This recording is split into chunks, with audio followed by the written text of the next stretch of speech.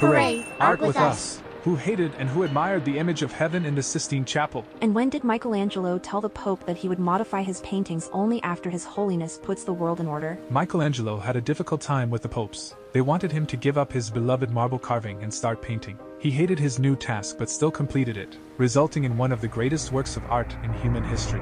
I'm Pavla, Peter, and Nina. Welcome to our channel. Prepare to be immersed in a world of artistic genius and passion. As we explore Michelangelo's masterpieces in the Sistine Chapel, We'll unravel the stories behind his struggles, triumphs, and enduring legacy. If you're an art lover like us, don't forget to subscribe and become part of our vibrant community. Michelangelo, whose real name was Michelangelo di Lodovico Buonarroti Simoni, was born on March 6, 1475, in Caprese, near Florence under a lucky star. the conjunction of Mercury and Venus under the rule of Jupiter promised. A born and noble spirit, who will succeed primarily in the arts that please the senses. As Ascanio Condivi wrote a century later. In March 1505, Michelangelo arrived in Rome for the first time, invited by Julius II.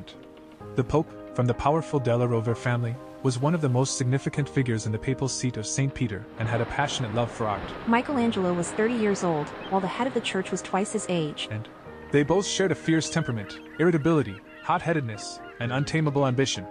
They were also capable of getting excited about immense plans. That's why they probably understood each other well, even though they occasionally clashed passionately. The sculptor was supposedly recommended to Julius by the court architect Giuliano da San Gallo, also from Florence. The first task was to create a papal tomb with several sculptures for the St. Peter's Basilica. The preparations took a whole year, and Michelangelo personally supervised the marble quarrying in Carrara. When stones were piled up in St. Peter's Square in December 1505, Michelangelo's enemies convinced Julius that it wasn't good to have his tomb built while he was still alive. Superstitious, the Holy Father simply abandoned the plan. This deeply affected Michelangelo, and he also lost the funds he had invested in the cursed tomb. When the Pope continued to reject him and even expelled him from the Vatican, Michelangelo immediately left Rome and returned to Florence. This, however, surprised Julius. He sent letters, insisted, and threatened so intensely that the Gonfalonier president of the Florentine Republic feared there might be a war. Therefore, he pressured the artist to return, but Michelangelo seriously considered an offer from the Turkish Sultan to build a bridge over the Golden Horn in Istanbul. Eventually, after 7 months, Michelangelo returned and reconciled with the Pope.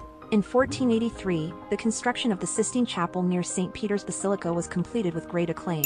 However, just a few years later, structural issues began to emerge, leading to the formation of cracks in the vault that was adorned with a ceiling depicting a blue sky full of stars. Alongside necessary measures to secure the structure, the Pope decided to repaint the vault and entrusted Michelangelo with its decoration in 1508. However, Michelangelo vehemently protested, saying, "I am not a painter, but a sculptor."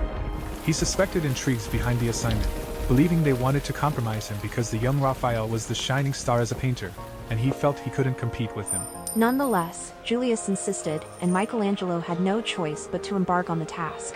On May 10, 1508, he climbed the scaffolding in the chapel for the first time and began painting the 12 apostles and ornamental decorations, as per the Pope's wishes. He grew tired of it, and thus, he didn't endure for long. One day, he scraped off what he had created and presented his own design to the head of the church, resembling, in the words of art historian Heinrich Wölfflin, a thundering revelation of new power. Michelangelo developed his concept with regard to the existing paintings in the chapel, particularly the wall paintings in the main band below the windows depicting the lives of Moses and Christ. He covered the central part of the ceiling with scenes from the creation of the world to Noah's drunkenness, and expanded the decoration of the sanctuary with episodes from the time before the 10 Commandments were given to humanity. Unlike the densely populated wall paintings, Michelangelo's ceiling works limited themselves to a modest number of figures that essentially lack background, thus creating a more monumental effect. They also reflect the artist's passionate desire to depict the body in motion. Following the biblical chronology, the sequence of episodes begins with the creation above the altar, followed by the fall of man and 4 scenes from Noah's life. However, Michelangelo did not cover the ceiling in such a neat order. The individual scenes were created as conditions allowed. The chapel continued to serve regular church purposes, and the altar area had to be kept without scaffolding for as long as possible. We now know that the artist did not paint lying on his back, as previously believed, but stood with his head tilted back. Michelangelo worked on the ceiling painting with breaks for 4.5 years. By the end of 1508, he had created the cartoons, and from 1509 to 1512, he worked on the challenging task. This is evident in the style.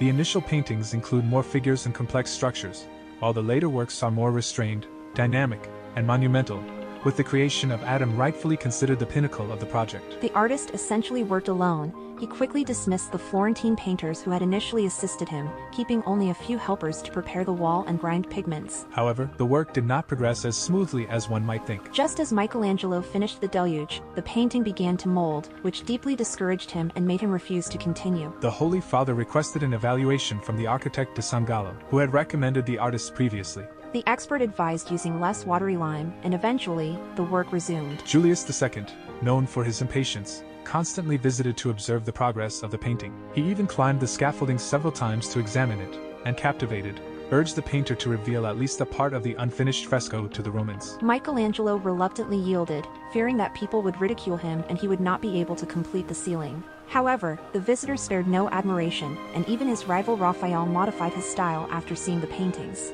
From that point on, the Pope relentlessly tormented the artist with questions about when it would be finished. It is said that once, when Michelangelo replied as usual, "When I can," the angry Holy Father struck him with a stick. Buonarroti left the chapel and intended to leave Rome again. However, Julius immediately sent an envoy with 500 ducats to calm him down and offer the Pope's apology. The artist also wrote about it in a poem. "I serve you, and have served you my whole life, and belong to you like rays of sunshine. Yet you disregard the time I waste, and the more I toil, the less gratitude you show." Nevertheless, the tragicomic stories did not end there. Michelangelo later heard from God's deputy that he would be pushed off the scaffolding. The work was ceremoniously unveiled on October 31st, 1512, with the participation and admiration of the whole of Rome. However, after some time, the Pope felt that the ceiling was somewhat poor, because it lacked gold. He wanted the painter to apply the precious metal to it. Michelangelo replied that those on the ceiling were also poor, and thus, the painting remains without gold to this day. In 1516, 3 years after Julius's death, Michelangelo returned to Florence and reappeared in Rome in the autumn of 1534, at the time when Pope Paul III assumed the papal throne. The artist eventually settled permanently in the Holy City and spent the last 30 years of his life there. In 1535, the pontiff appointed him the chief architect, sculptor, and painter of the Apostolic Palace and asked him to paint a fresco on the altar wall of the Sistine Chapel depicting the Last Judgment. The idea of portraying sin and redemption had emerged earlier and also involved depicting the fall of the angels on the opposite entrance side. In April 1536, the preparatory cartoons were completed, and the painting could begin. For over 5 years, the artist worked in the chapel alone, with only his faithful assistant Francesco Urbino grinding pigments for him. Michelangelo was already over 60 years old, and the monumental task exhausted him. He even once fell from the scaffolding, severely injuring his leg. Michelangelo's Last Judgment includes around 390 figures grouped around the central figure of Christ and depicts the resurrection of the dead and the separation of the saved and the damned. While the first souls ascend to heaven on Jesus' right side, on the righteous side, the damned descend into hell on his left. However, Michelangelo enriched the traditional scene with a series of innovations that caused both confusion and passionate discussions. The main issue was that all the figures, except for the Virgin Mary, the patron saint of the chapel, are nearly naked, including the saints and Christ himself, and the angels lack wings, while the saints lack halos. Just like Pope Julius, Pope Paul III would visit to observe the progress of the work. Once, he brought his master of ceremonies, Biagio de Cesena, and asked for his opinion. He learned that so much indecent nudity would be more suitable for decorating baths or taverns. However, Michelangelo also heard the criticism and sought revenge in his own way. The master of ceremonies is depicted in the fresco as Minos, the judge of the underworld, surrounded by a swarm of demons, glaring down at the visitors. When de Cesena complained about it, the Pope simply laughed and said, "If he were in purgatory, I might be able to help him, but since he's in hell, there's nothing I can do for him. There's no redemption from hell." After the unveiling of the fresco on October 31st, 1541, it received significant criticism, especially regarding the figure of Christ. He lacked a beard, appeared too young, and above all, lacked dignity.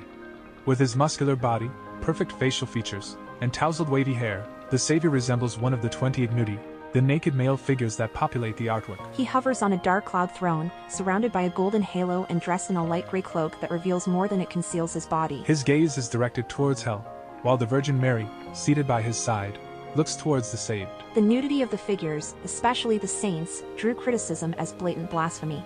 Strict theologians at the Council of Trent condemned the fresco, and in 1565, a year after Michelangelo's death, they commissioned Daniele de Volterra to paint draperies and fig leaves on at least some of the figures. Pope Paul III had already tried in vain to convince Michelangelo himself to dress the naked figures. When the Pope urged the artist to clothe the nude figures, the 84-year-old man reportedly replied that it was a trivial matter and said, "Let His Holiness put the world in order."